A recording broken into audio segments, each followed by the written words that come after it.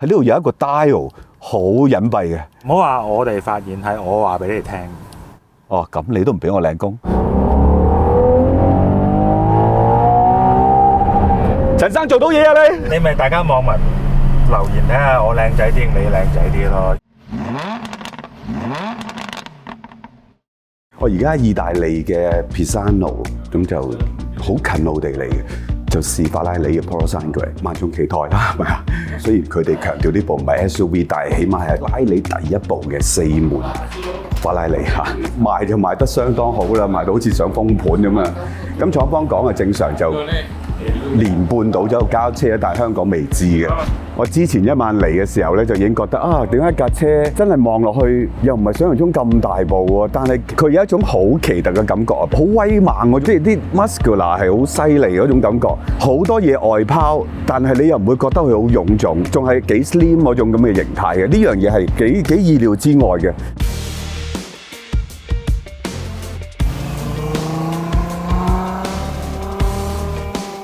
頭先我講過啦，架車俾到我嘅感覺好威猛，就係你睇下個比例感咧。雖然佢係一個好長嘅車頭，但係咧佢又成架車又好似扁扁地喎。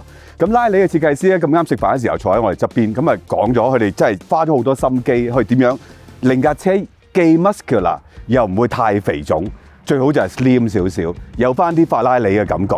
但係最令我驚喜嘅一件事，見到真車嘅時候，就係我原本覺得佢好多餘嘅地方，真係冚咗落去之後呢，你又會覺得好自然嘅。其實你睇下佢好多窿位呢，其實都係一啲真係嘅窿嚟嘅，唔係假窿嚟，唔係漏嘢嚟嘅。咁呢啲全部都係為咗散熱啦。每個散熱其實都有一個地方要做嘅。呢度點樣入去個輪拱位？點樣冷卻個 brake？最精彩就係佢呢一度一條線咁樣再落呢，差唔多全部你都見到係穿得過嘅。而呢一個拱位嘅設計咧，一路拉到去車尾咧，佢哋都好似攞咗專利。嗱，最精彩就係呢個啦，呢個窿係穿到過去嘅，即係啲氣流咁樣入嚟，喺呢度走翻出去，再跟住個車身點樣行到去車尾，睇落去係一個4門好巨型嘅車，但係成個設計嘅理念，特別係 aerodynamics， 其實佢跟翻去所有嘅 supercar、sport car、GT 啊嗰啲咁嘅 aerodynamics 嘅元素嘅。我哋再睇睇下車尾，嗱，車尾嘅設計都係全部有原因嘅。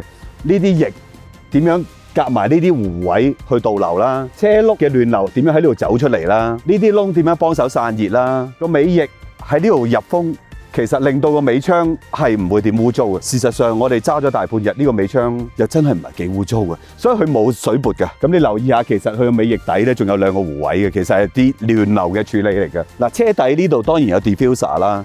咁呢度成組一嚿咁嘅嘢咧，根據嗰個設計師琴晚食飯同我哋講咧，話佢有少少參考咗 Motorbike 嗰啲車身嗰啲護甲嘅，咁係幾得意嘅。嗱，自殺門嘅開法咧，就係呢度有個柄嘅，咁 hold 住一陣佢就會開噶啦。咁個角度都相當大嘅。關鍵一樣嘢就係佢哋做自殺門唔係真係純粹為咗自殺門，而係車廠個工程師唔想再增加個輪軸佢嘅。如果你加2個咁嘅多掹多 hinge 喺呢度咧，佢必然要褪後啲㗎啦，否則個車廂嘅進入空間會好差嘅。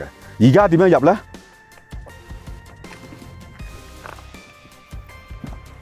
都幾方便嘅。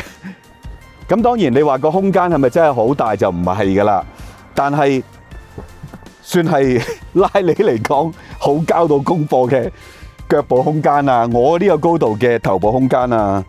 咁座位仲有得調校啊少少啦。閂門又點樣呢？其實呢度有粒掣嘅。你撳住佢就 OK 嘅啦。開門咧係必須要撳翻呢個掣，閂門咧亦都可以 hold 住呢度都得嘅。有一個問題啦，可能大家會問嘅，如果真係有意外撞咗，諸如此類，斷咗電，咁點開門咧？個工程師解釋啊，其實呢個係一個 mechanical 嘅掣嚟嘅，即係你夾硬扯咧係開到門嘅，就唔係 Tesla 嗰種嘅。Tesla 嗰種就要揾另外一個臂掣去開嘅。入到車廂咧，當然係新嘅設計咧，因為呢架車真係由底盤到車籠都係新。成個用家 interface 咧，即係 HMI 呢個系統咧，都係新嘅。頭先我哋先發現，原來音響嘅大細聲咧，喺呢度有一個 dial 好隱蔽嘅啊，就手嘅。唔好話我哋發現，係我話俾你哋聽。哦，咁你都唔俾我領功？唔得唔得，因為其實我都係問人。咁其實就手嘅，但係就你真係唔摸，你真係唔知道咯。唔理你有個幾多部30-40部嘅拉里，你都要重新再學過咯。音響值得一提嘅，因為音響係 Burmester 第一次同拉里合作。咁呢架車咧 standard 有21個喇叭，包埋個 subwoofer 嘅。頭先聽咩啊？聽咩啊？陳生 Money for Nothing啊！哇，好勁啊！阿陳生讚不絕口啊！咁我就唔係好識啦，但係我都覺得好好聽嘅。OK。咁如果校冷氣、校座位嗰啲夾位點樣啊？個 lumbar support 係點啊？冷暖燈啊，全部都喺呢度中間呢個 dial 同埋側邊啲鍵都做晒㗎啦。其實用落就唔係真係咁容易嘅，因為真係要入幾個 layer 先做到嘢嘅，仲要揀座位嘅。所以嚴格嚟講慢慢學啦嚇。咁呢架車就加咗 optional 嘅變色天幕啦，撳個掣佢就變黑啲。撳個掣又變翻光啲啦。嗱，乘客位呢邊都係有個 mon 嘅。當然呢個乘客位個 mon 係可以操控啲音響啊、冷氣啊、座位啊，即係叫隔離嗰個幫手啦。有時候真係你搞唔到嘅圓圈嗰個。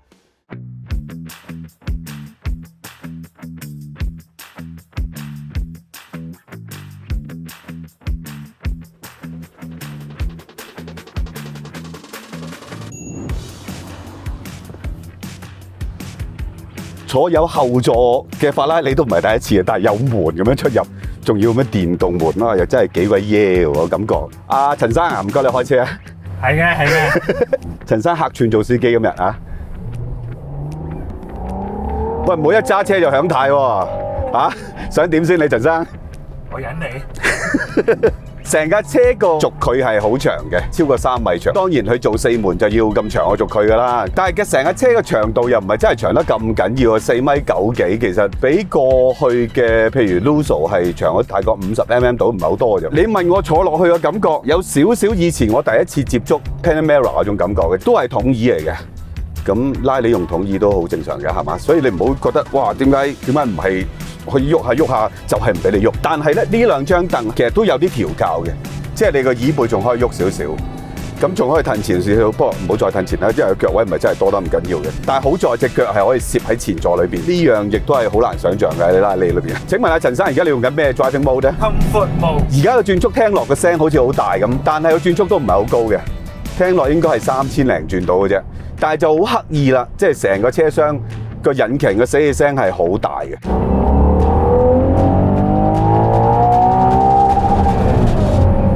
嗱，高轉個聲就真係好得啊！高轉個聲，陳生做到嘢啊你！拉你嚟㗎嘛？拉你就係要踩高轉啊！雖然呢架車嘅高轉已經唔係812嗰個咁高轉，但係明嘅，即係佢而家係做緊一架比較 all round 嘅新一代嘅法拉利。轉個 sport mode 先。OK，sport mode 就硬避震啦，即係有3種啦，即係硬啦、medium 啦同埋 soft 嘅。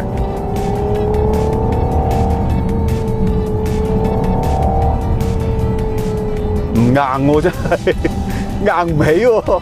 呢套新嘅叫真正嘅主動懸掛咧，佢唔係用一個液壓嘅 damper 嘅，佢係用一支螺絲桿咁喺度轉下轉下嘅。你唔好覺得出奇，其實我問過阿龍 Sir 嘅，呢一類嘅設計咧係有嘅。不過點解一路唔用喺車？因為你點樣推支螺絲桿可以推到千分一秒、百分一秒就做到反應咧？呢個就係關鍵啦。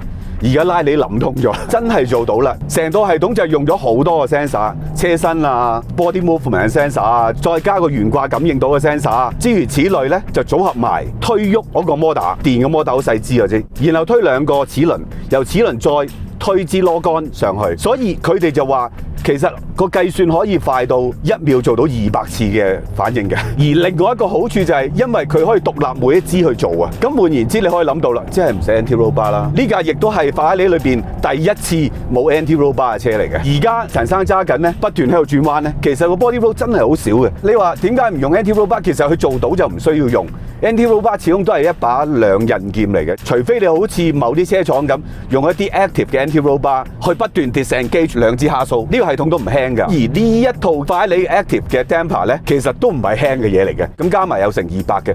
咁廠方嘅工程師都講啦，唔可以咁樣直接比較，因為如果一個傳統要應付咁大馬力嘅懸掛系統咧，佢連埋啲蝦數啊諸如此類咧，其實本身都唔輕嘅。如果再加埋係一啲 active 嘅 anti-roll bar 咧，就更加唔輕。咁所以佢冇一個真係 equivalent 嘅一個比較，但係佢話值得咁樣投資咯，係真係冇諗過拉里係可以做到呢個水平。即係就算我哋之前都揸過，譬如 FF Lusso， 都係想做到一個 GT 有舒適性又有運動性。咁而家嚟到呢一架 so far 到呢一刻，我坐咗一陣，我發覺佢做到嘅。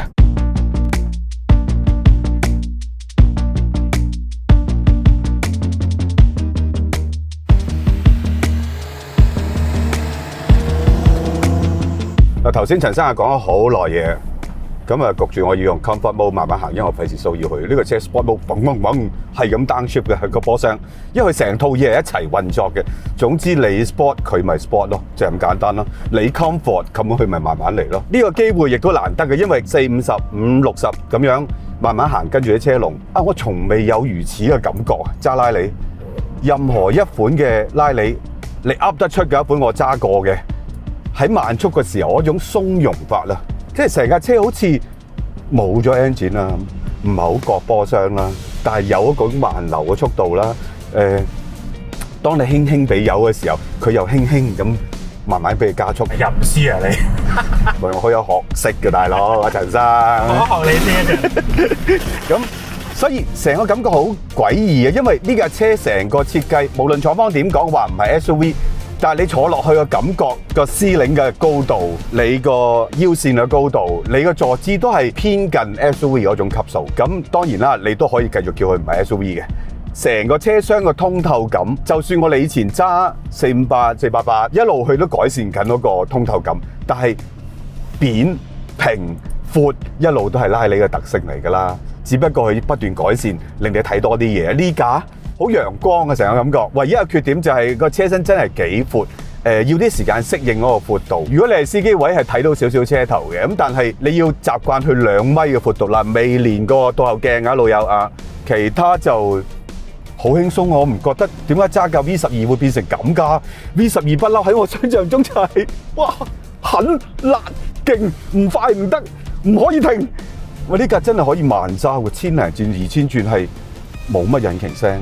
我明拉里點解要做 Polo Sangue， 好老實。由以前嗰啲 GT 開始，佢哋想加大客戶群，4座位2+2諸如此類。坦白啲講，唔算好成功。咁呢一注個注碼相當大嘅，因為抌咗好重本落去，成個底盤係 Space Frame 加 Unibody 嘅設計嚟嘅，係得呢架用。咁當然會有繼續嘅後續嘅發展嘅，雖然廠方唔講，起碼我覺得一定會有 Hybrid 咯 ，Plug-in Hybrid 一定會有咯。即係抌副 V6 落去，仲有成個 body 去用嘅金屬啊、碳纖啊、鋁啊、高剛性嘅鋼材啊，組合埋其實又係因應呢架車做咗好多功夫嘅。成唔成功呢？嗱，初步睇係幾成功嘅，因為訂單嚟到做唔切嘅。但係揸落用落呢，如果真係好似我哋而家咁同阿陳生，雖然佢就唔係好靚仔嘅，但係同佢漫步喺呢一個意大利嘅阿爾卑斯山區，你咪大家網民留言睇下我靚仔啲定你靚仔啲咯。如果啲網民都答你靚仔啲嘅，擺到明係網絡欺凌啦。嗱喺 Rap Channel 就答我，喺佢嗰邊就答佢。OK， 大家識做啦。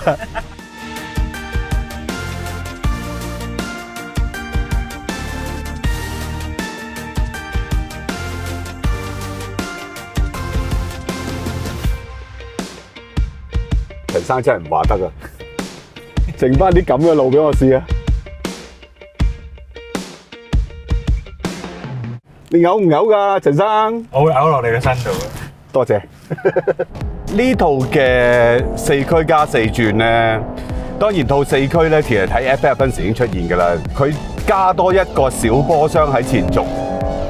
咁所以咧，嗰個傳動軸喺個中心行嗰度咧，就直接行到去尾轆嘅。成件事就好簡單，佢話俾你聽，我大部分時候都係行尾轆嘅，行到某個速度，基本上係純尾轆添。咁前邊嗰個波箱做咩咧？就係有需要嘅時候，佢就會出手幫你攞翻啲 grip。咁但係佢又唔係真係嗰種行越野嗰種4驅嚟嘅，其實都係屬於 performance 嗰種4驅，但係就你叫做行下雪地應該穩陣咯。呢架車嘅4輪轉向咧，除咗佢喺高速嘅時候4個轆都係同一個方向啦，慢速嘅時候後轆就少少反方向啦，咁令你個回旋半徑就再細啲啦。仲有一樣奇妙嘅就係，其實可以單獨一個轆去改變嗰個套嘅。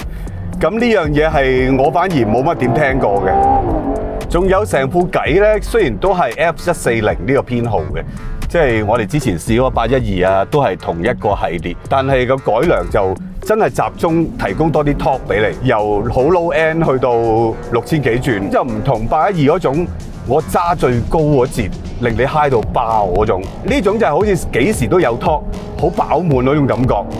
但係你真係 kick down 嘅時候就唔會話突然間去到某個位，砰一聲個世界好似進入一個光速時代咁。呢架係真係溫文少少嘅。嗱，我講溫文呀，好老實，都相當兇狠下嘅。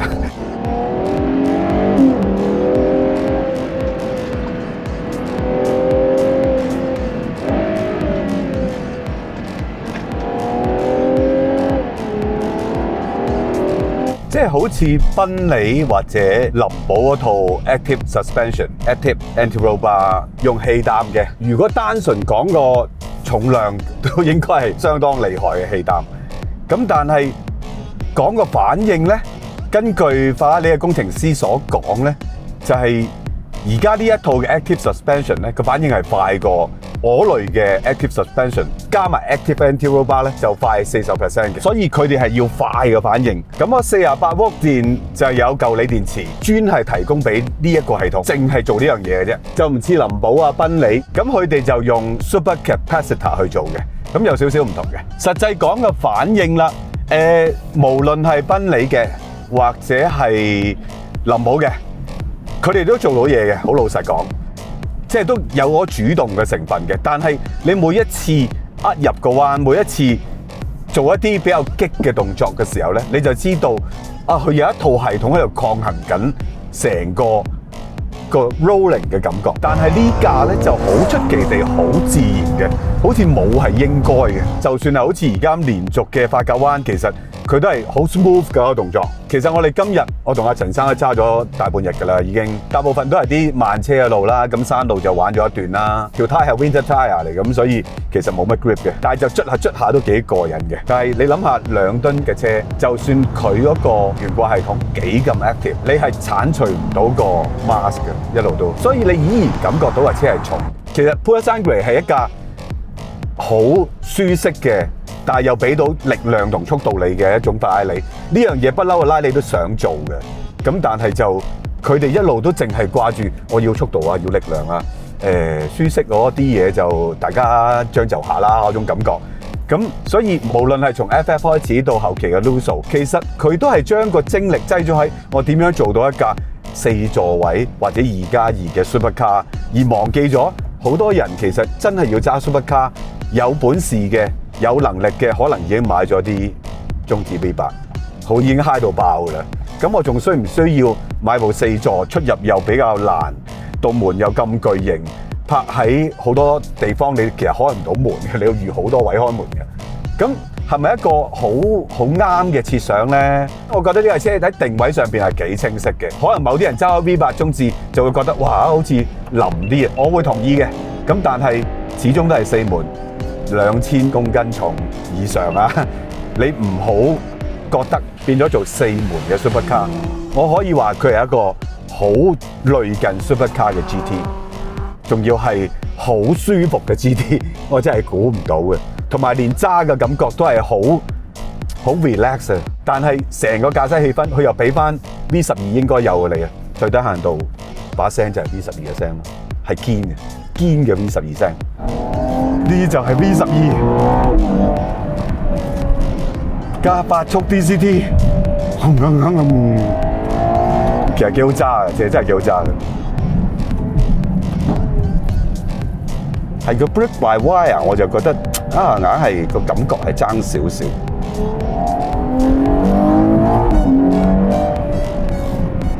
嗱，今次就試呢架 Purosangue 就冇去 Fiorano 啦，可能廠都知道呢架車係做啲咩嘢嘅，咁所以冇必要去 Fiorano 試圈速啊。其實佢係講到明，係真係想做一架既有 comfort， 亦都有法拉利個性嘅車。咁我覺得透過科技佢哋係成功咗嘅。陳生夠皮未啊？好啊！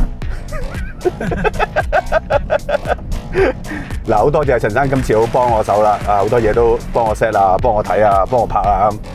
咁今日試車就到此為止啦。希望咁巨型嘅車嚟到香港有機會再試一次。咁我又去大帽山㗎啦，你唔好去啊你！係啊，佢哋霸晒嘅大帽山，我哋唔去得嘅，好慘。打咗印啊！去咗啦。好啦，多謝大家收看啦，記得 subscribe 我哋嘅 YouTube channel 啦 ，comment like and share， 仲有就係撳埋個鈴鈴啦 ，Facebook IG， 多謝晒。撳我個鈴鈴，撳我個鈴鈴。唔好撳佢個鈴鈴，佢個鈴鈴撳唔到㗎。